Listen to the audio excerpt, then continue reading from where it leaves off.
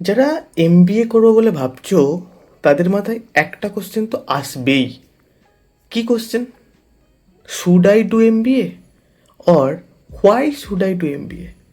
পৃথিবীতে তো এত কোর্স আছে, এমবিএ কেন করব?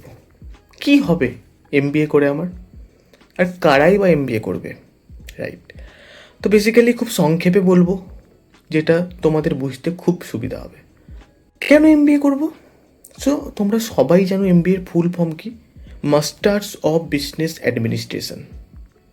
তো তোমরা এখানে মাস্টার্স করতে চলেছো একটা বিজনেস অ্যাডমিনিস্ট্রেশনের ওপর। তো প্রথমত তোমরা যখন এমবিএ করবো বলে ভাবছো, এই মাইন্ডসেটটা তোমাদের নিয়ে চলতে হবে যে আমরা একটা বিজনেস যেভাবে হ্যান্ডেল করা যায়, একটা বিজনেসের জন্য যে যে পিলারগুলো দরকার, সেই পিলারগুলো সম্পর্কে আমরা পড়বো। সেই পিলারগুলো সম্পর্কে আমরা নলেজ গেন করব, আমাদের স্কিল বুস্ট করব।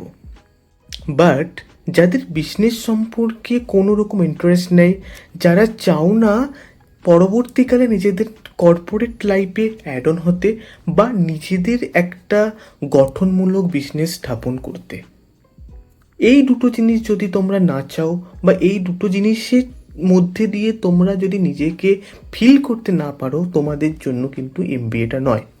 তাহলে এমবিএ কারা করবে?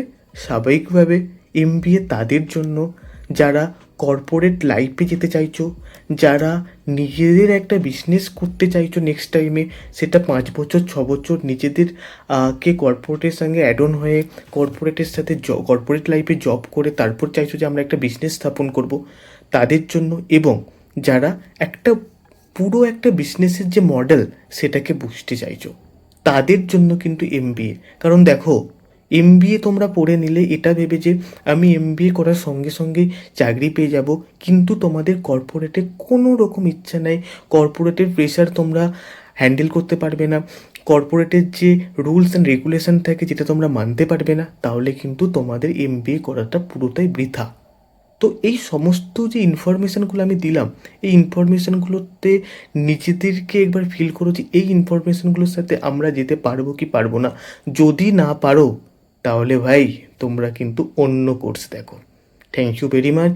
Thank you for watching this video, and one request to all of you, please do like and subscribe our channel for getting more MBA related content.